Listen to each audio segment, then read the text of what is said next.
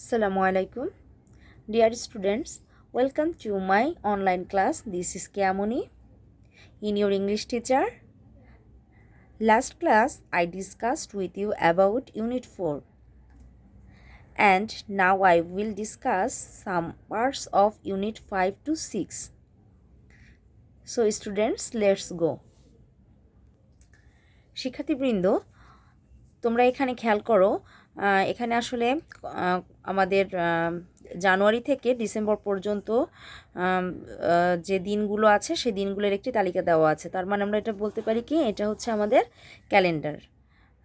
আসলে সবার বাসায় ক্যালেন্ডার থেকে থাকে, তো এটিও হচ্ছে ঠিক সেরকমেরই একটি ক্যালেন্ডার বা দিনপঞ্জিকা।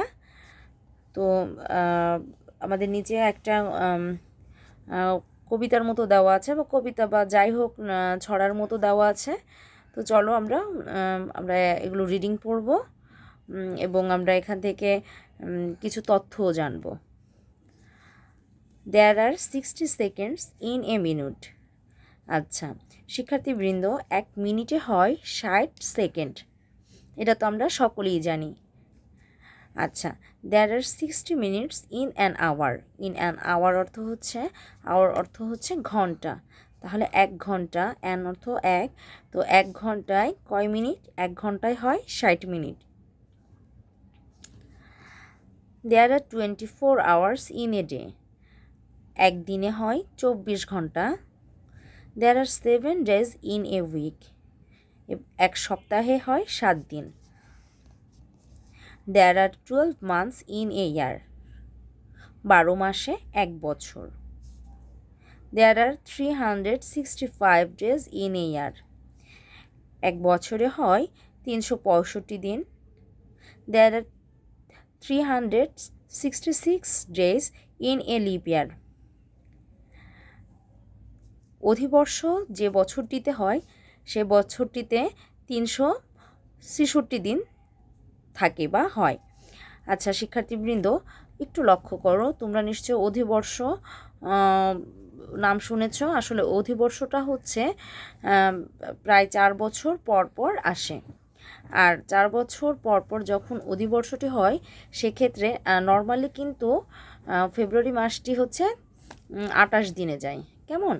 ফেব্রুয়ারি মাসটি হচ্ছে 28 দিনে যায়, কিন্তু 4 বছর পর যখনই অধিবর্ষ হয় সে সময়ে আমাদের ফেব্রুয়ারি মাসটি আসলে 29 দিনে যায়। কেমন?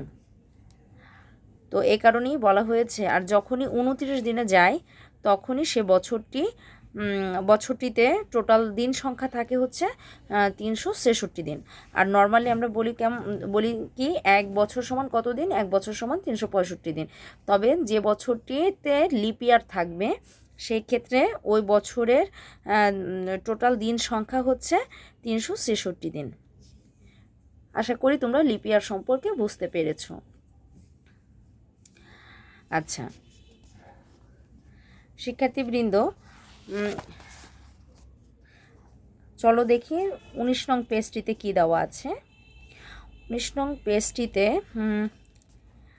এখানে আসলে জানুয়ারি একটা আসলে আমাদের বছরের একটি ছড়ার মতো দেওয়া আছে, বছর সম্পর্কে একটি ছড়ার মতো দেওয়া আছে। চলো আমরা এটিও পড়ে নিই। January, February, March, April, May, June, July, August, September, October, November, December. আচ্ছা এগুলো হচ্ছে মাসের নাম। কেমন? ইংরেজি মাসের নাম। These are the 12 months of the year. আচ্ছা এই কথাটি বলেছে যে এগুলো হচ্ছে 12 মাসের, এক বছরের 12 মাসের নাম। Now sing them together so we can all hear. আচ্ছা সিং অর্থ হচ্ছে গাওয়া, গান গাওয়া, দেম তাদের, টুগেদার অর্থ একত্রে, সো অর্থ তাই বা যাতে, উই ক্যান অল অর্থ সবাই, হেয়ার অর্থ শোনা। তাহলে আমাদের অর্থটি কি দাঁড়াচ্ছে? নাও সিং দেম এখন সেগুলোকে গাও, টুগেদার একত্রে গাও যেন আমরা সবাই শুনতে পাই। How many months are there in a year. এখানে বলা হচ্ছে হাউ অর্থ কত, হাউ মেনি অর্থ হচ্ছে কত সংখ্যক আর কি বোঝানো হচ্ছে। আর মান্থস অর্থ মাস, তার মানে বোঝাচ্ছে যে এক বছরে কত কত মাস। দেয়ার আর 12 মান্থস ইন এ ইয়ার, এক বছরে হয় 12 মাস। We know them all, know অর্থ জানা, দেম অর্থ তাদের, অল আচ্ছা উই নো দেম অল আমরা সবই জানি, তাদের আমরা সবই জানি। লেটস গিভ এ চেয়ার, আচ্ছা লেটস অর্থ চলো, গিভ এ চেয়ার, চেয়ার অর্থ হচ্ছে আমরা এখানে বলতে পারি উল্লাস করি, তার মানে চলো আমরা উল্লাস করি বা আনন্দ করি। তো শিক্ষার্থীবৃন্দ, আমরা এই ছড়াটি পড়ে নিলাম।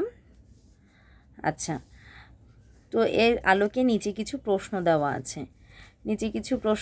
আছে, যেমন প্রশ্ন প্রথম যে প্রশ্নটি আছে, what month is it now, what month is it now, এখন কোন মাস। আচ্ছা শিক্ষার্থীবৃন্দ, তোমরাই বলো এখন কোন মাস, এখন ফেব্রুয়ারি মাস, তাই না? তাহলে আমরা বলতে পারি, হোয়াট যেহেতু বলেছে আমরা ফেব্রুয়ারি থেকে শুরু করতে পারি, বা বলতে পারি নাও ইট ইজ ফেব্রুয়ারি, অথবা বলতে পারি দিস মান্থ ইজ ফেব্রুয়ারি।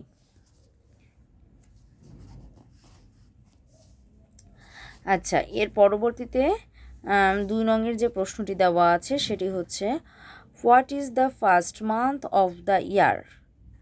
আচ্ছা, বছরের প্রথম মাসটি কি? তাহলে আমরা বলতে পারি কি, এখানে জাস্ট নামটিও আমরা দিতে পারি, বা আমরা প্রশ্নের সাথে সাজিয়েও লিখতে পারি এভাবে, the first month of the year is কি বলো তো, জানুয়ারি। হ্যাঁ, বছরের প্রথম মাসটি হচ্ছে জানুয়ারি। আচ্ছা, এর পরবর্তীতে যে প্রশ্নটি আছে, what is the last month of the ইয়ার। আমরা সবাই জানি বছরের শেষ মাসটি হচ্ছে ডিসেম্বর, তাহলে বলতে পারি কি, December is the last month of the year. আচ্ছা, what month is after May, আচ্ছা মে মাসের পরের মাসটি কি? তাহলে আমরা কি বলতে পারি, মের পরে আসে হচ্ছে জুন, তাহলে বলতে পারি জুন ইজ আফটার মে। আচ্ছা, এর পরবর্তীতে যেটি আছে, what month is before October, অক্টোবরের আগের মাসটি কি? আমরা জানি অক্টোবরের আগের মাসটি হচ্ছে সেপ্টেম্বর, তাহলে অ্যান্সারটি হবে সেপ্টেম্বর ইজ বিফোর অক্টোবর। তো শেষ হলো শিক্ষার্থীবৃন্দ আমার 19 নং পেজটি।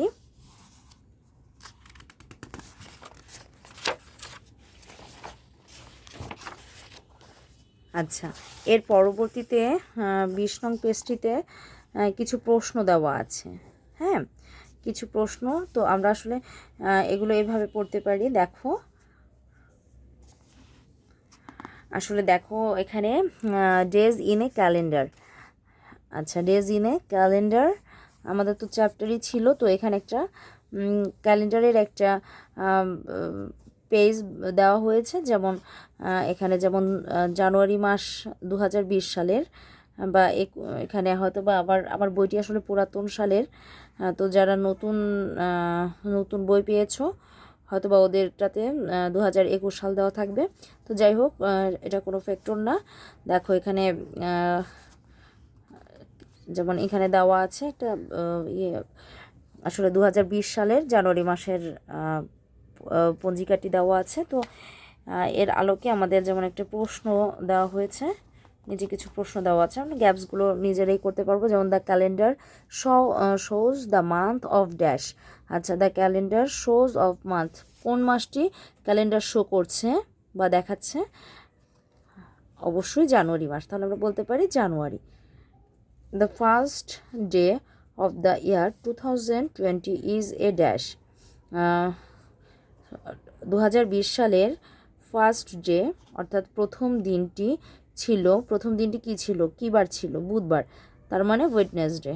কেমন? তো এভাবে তোমরা এই ছবিগুলো ডেটগুলো দেখে ঠিক তোমরা এগুলো পূরণ করবে।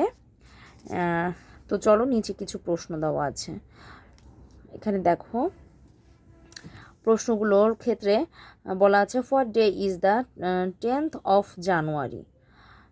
আচ্ছা, এখানে what day is the 10th of January, জানুয়ারি মাসের 10 তারিখ কী বার ছিল। আচ্ছা, তো আমরা এক্ষেত্রে কি করব, আমরা উপরের ক্যালেন্ডারটি খেয়াল করি। 10 তারিখ কোথায় ছিল, 10 তারিখ, হ্যাঁ 10 তারিখের উপরে কি ছিল, 10 তারিখের উপরের যে বারটি ছিল সেটি হচ্ছে ফ্রাইডে। কেমন, ফ্রাইডে ছিল। তো এক্ষেত্রে আমরা কি বলতে পারি, তো এক্ষেত্রে বলতে পারি যে Friday is the 10th of জানুয়ারি। কেমন, তো আসলে আমরা এইগুলো দেখে আলোচনা করব। আমাদের মূলত এখানে যে ক্যালেন্ডারটি দেওয়া আছে এটি দেখে আমরা এই প্রশ্নগুলোর অ্যান্সার করতে আসলে সকলেই পারবো। তো এইগুলো তোমরা একটু বাসায় প্র্যাকটিস করবে। আসলে এগুলো সেরকম কোনো না, খুব জরুরি না, এগুলো জাস্ট জেনে রাখা ভালো তোমাদের, যেহেতু আমাদের মূল টার্গেটটি হচ্ছে মেইন বইটি বা টেক্সট বুকটি আমাদের আগে শেষ করা। কেমন, তো আসলে তোমাদের সিলেবাসও দেওয়া হয়েছে, তোমরা মান্থলি টেস্টের জন্য প্রিপারেশন নাও। আর আমিও চাচ্ছি যে তোমাদের আপাতত প্রথমেই আমি যেন মান্থলি টেস্টের পড়াগুলো কমপ্লিট করতে পারি। তো যেহেতু এগুলো দেওয়া আছে, তো আমরা আসলে এই কারণে মান্থলি টেস্টকেই বেশি গুরুত্ব দিব প্রথমে। তো আর পাশাপাশি আমরা টেক্সট বুকটি আগে শেষ করার চেষ্টা করব। আচ্ছা শিক্ষার্থীবৃন্দ, চলো আমরা 21 নং পেজটিও একটু পড়ে নিব। আচ্ছা শিক্ষার্থীবৃন্দ দেখো, পেজ নং 21-এও একটি ছড়া দেওয়া আছে। তো ছড়াটির মধ্যে আমরা দেখছি যে জাম্প করছে বা লাফাচ্ছে কেউ, বা কেউ ক্লাফ অর্থ তালি দিচ্ছে। তো চলো আমরা ছড়াটি একটু পড়ে নিব অর্থ সহকারে। Jump, club. আচ্ছা, জাম্প অর্থ হচ্ছে লাফানো, তো লাফাও, ক্লাব তালি দাও। বেন্ড ইওর নিস, নিস অর্থ হচ্ছে হাঁটু, আর বেন্ড অর্থ বাঁকানো। তো এখানে আমরা যে হাঁটু যেটা বাঁকিয়ে ফেলি বা ভাঁজ করি সেটাকে বোঝানো হচ্ছে যে তোমার হাঁটু ভাঁজ করো। গো ফরওয়ার্ড, গো ফরওয়ার্ড অর্থ হচ্ছে সামনের দিকে এগো, ফরওয়ার্ড অর্থ সামনে, গো ব্যাক পিছনে যাও। Do it again please, again অর্থ আবার, তো এখানে বলা হচ্ছে যে কাজটি আবার করো। জাম্প, লাফাও, ক্লাব তালি দাও। নোড ইওর হেড, তোমার মাথা নাড়াও। টার্ন লেফট, টার্ন, টার্ন অর্থ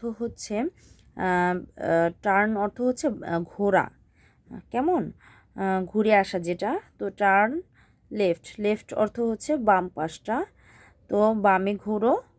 টার্ন রাইট, ডানে ঘোরো।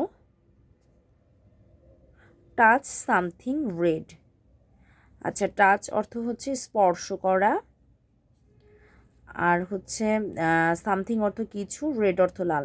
তার মানে আমরা কি বলতে পারি, টাচ সামথিং রেড, লাল কিছু স্পর্শ করো।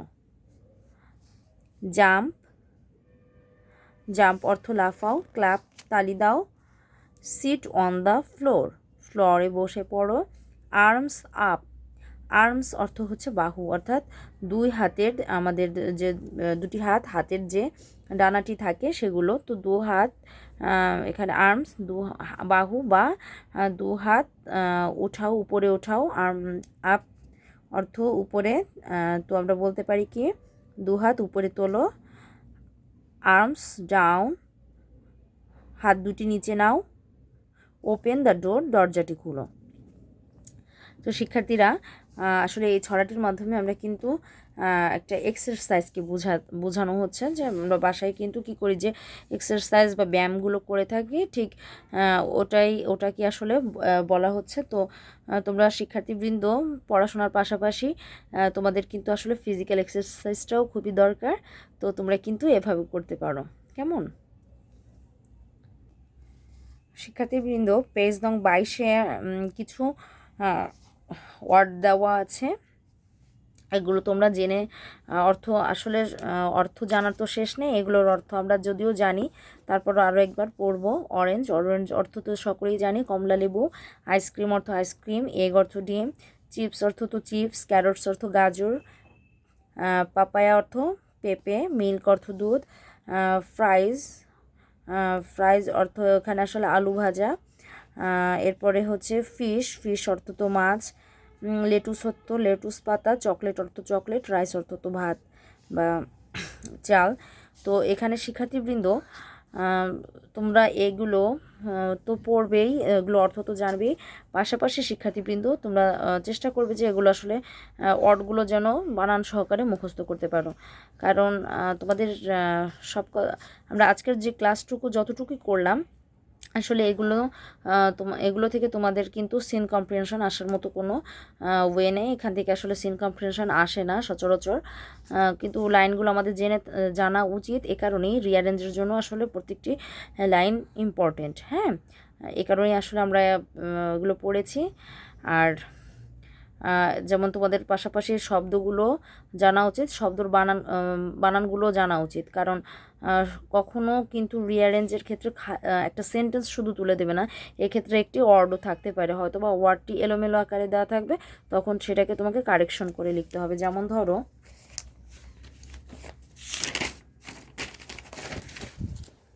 রিঅ্যারেঞ্জের জন্য শুধু সেন্টেন্স দিবে না, এক্ষেত্রে যেমন মনে করো একটি শব্দ দিতে পারে, যেমন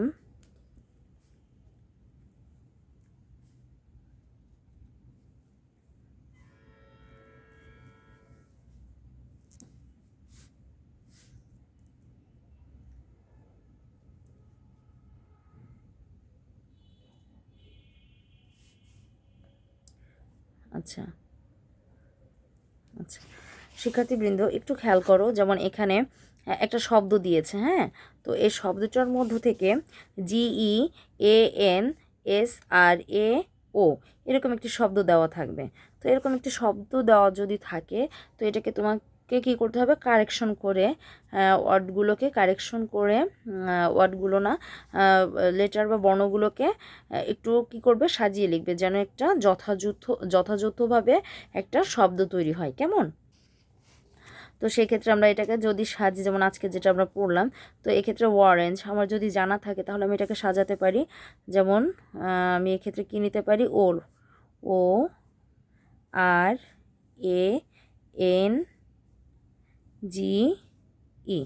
অরেঞ্জ। কেমন? এভাবে কিন্তু আমি নিতে পারি। তো এক্ষেত্রে শিক্ষার্থীরা, এর জন্য আমি বারবার বলছি যে তোমাদেরকে ওয়ার্ডগুলো জানতে হবে এবং পাশাপাশি ওয়ার্ডগুলো মুখস্থ রাখতে হবে বানান সহকারে। কেমন? তো আসলে আমরা আজকে এতটুকুই পড়ব, পাশাপাশি তোমাদের মান্থলি টেস্টের জন্য তোমাদেরকে যে সাজেশনটি দিয়েছিলাম, আমরা তো আসলে টেক্সট বুক থেকে যখন যেটা পড়ছি, যে অনুবাদগুলো পড়ছি বা অনুচ্ছেদগুলো পড়ছি, সেগুলোর আমার যে ইম্পর্ট্যান্ট যে ভোকাবুলারিগুলো বা ওয়ার্ড মিনিংগুলো আছে, আমি সেগুলো তোমাদেরকে দাগিয়ে দেওয়ার চেষ্টা করছি, অর্থগুলো বলে দিচ্ছি। তো আমাদের আসলে বইয়ের পিছনে কিছু ভোকাবুলারি দেওয়া আছে। তো আমরা যেহেতু যেদিন যেটা পড়বো বা টেক্সট বুক থেকে আমরা যে প্যাসেজগুলো পড়বো সেগুলো তোমাদেরকে দাগিয়ে দিব, পাশাপাশি আমরা বইয়ের পিছনের যে ওয়ার্ডগুলো দেওয়া আছে আপাতত আমরা অনুচ্ছেদের সঙ্গে সঙ্গে ওই ওয়ার্ডগুলো একটু পড়বো। কেমন? তো শিক্ষার্থীবৃন্দ, তোমাদের বইয়ের পেছনে 103 নং পেজটিতে শুরু করেছে আর কি, ভোকাবুলারি দেওয়া শুরু করেছে। তো আমরা আসলে আজকে আমরা এ এবং বি এর ভোকাবুলারিগুলো একটু পড়ব। তো শিক্ষার্থীবৃন্দ, এখানে আমরা আজকের ক্লাসটিতে এ এবং বি এর ভোকাবুলারিগুলো শিখব। কেমন? তো এক্ষেত্রে এখানে দেখো কিছু দেওয়া আছে ওয়ার্ড, এই ওয়ার্ডগুলো আসলে তোমাদের সুবিধার জন্য আমি একটু রেখেছি, আমার আগে থেকে আমি অর্থ করে রেখেছিলাম। তো চলো আমরা ওখান থেকে একটু পড়ব। তো শিক্ষার্থীবৃন্দ একটু খেয়াল করো, যেমন এখানে প্রথম যেটি ছিল আমাদের, প্রথম যেটি সেটি হচ্ছে অ্যাক্রস। অ্যাক্রস অর্থ হচ্ছে পার হওয়া অর্থাৎ এপার ওপার। কেমন? এরপরে যেটি দেওয়া আছে অ্যাক্টিং, অ্যাক্টিং অর্থ হচ্ছে ভারপ্রাপ্ত বা কার্যকরী। আচ্ছা, এরপরে দেওয়া আছে অ্যাকশন, অ্যাকশন অর্থ হচ্ছে কর্ম বা আচরণ বা ক্রিয়া বা কাজ। তোমার যেটি ভালো লাগে তুমি সেটি পড়বে। এরপরে দেওয়া আছে অ্যাক্টিভ, অ্যাক্টিভ অর্থ হচ্ছে আমরা জানি সকলে কর্মঠ বা সক্রিয়। এরপরে আছে অ্যাক্টর, অ্যাক্টর অর্থ হচ্ছে অভিনেতা।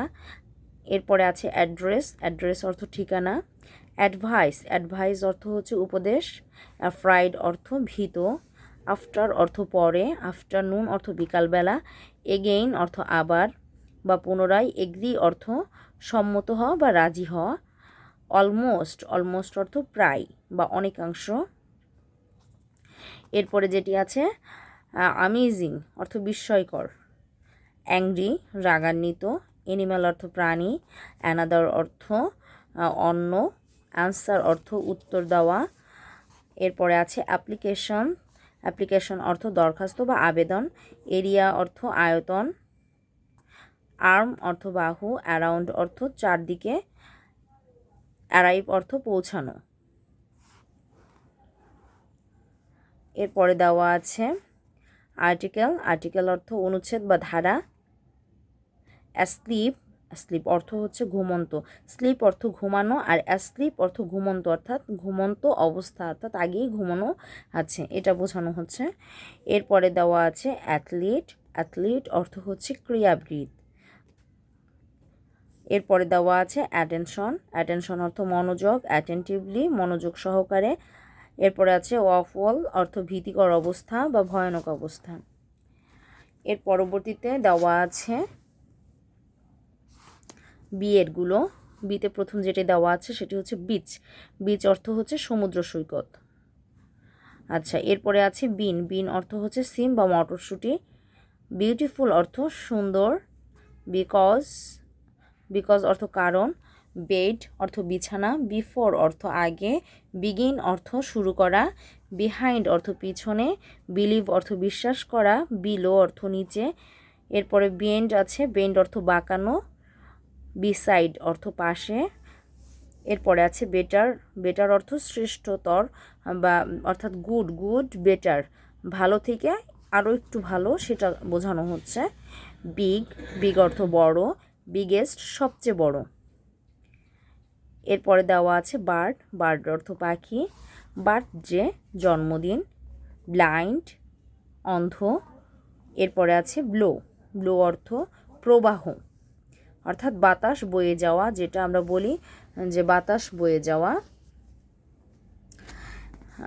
তারপরে আছে ব্লো আউট, ব্লো আউট যেটা সেটা হচ্ছে নিভিয়ে দেওয়া, অর্থাৎ ফু দিয়ে আমরা যেটা নিভিয়ে দিই সেটা হচ্ছে ব্লো আউট। এরপরে দেওয়া আছে ব্লু, ব্লু অর্থ নীল। বডি অর্থ শরীর। বোন অর্থ হাড়। বুক অর্থ বই। বুকশপ অর্থ বইয়ের দোকান। বর্ণ অর্থ জন্ম। বড় অর্থ ধার নেওয়া। বটম অর্থ হচ্ছে নিচে বা তলদেশে। এরপরে আছে ব্রেড অর্থ রুটি। ব্রেকফাস্ট অর্থ সকালের নাস্তা। এরপরে দেওয়া আছে ব্রিজ, ব্রিজ ব্রিজ অর্থ হচ্ছে সেতু। আর ব্রিং অর্থ হচ্ছে আনয়ন করা বা আনা। ব্রোকেন অর্থ ভাঙা। ব্রাদার অর্থ ভাই। ব্রাউন অর্থ বাদামি। এরপরে আছে বাস, বাস অর্থ হচ্ছে গাড়ি। বাস ড্রাইভার, বাস চালক। বিজনেস অর্থ হচ্ছে ব্যবসা এবং বাটারফ্লাই অর্থ প্রজাপতি। তো শিক্ষার্থীবৃন্দ, আমরা জেনে নিলাম আজকের কিছু ভোকাবুলারি, আমাদের বইয়ের টেক্সট বুকের পিছনে কিছু দেওয়া ভোকাবুলারি, গুরুত্বপূর্ণ ভোকাবুলারি দেওয়া আছে। তো আমরা এগুলো বাসায় প্রত্যেকে প্র্যাকটিস করব, কেমন? তো শিক্ষার্থীবৃন্দ, আশা করি আজকের ক্লাসটি বুঝতে পেরেছো। আর তোমাদের বাসার SW হচ্ছে আমি এই এখন যে ভোকাবুলারিগুলো পড়িয়ে দিলাম, অর্থাৎ 103 নং পেজের এ থেকে বিয়ের ভোকাবুলারিগুলো করবে এবং ইউনিট 3 এবং 4 থেকে যে আলোচনাগুলো করেছিলাম সেগুলো ভালো করে রিডিং পড়বে। তো আজকে এতটুকুই, ভালো থেকো সবাই, আল্লাহ হাফেজ।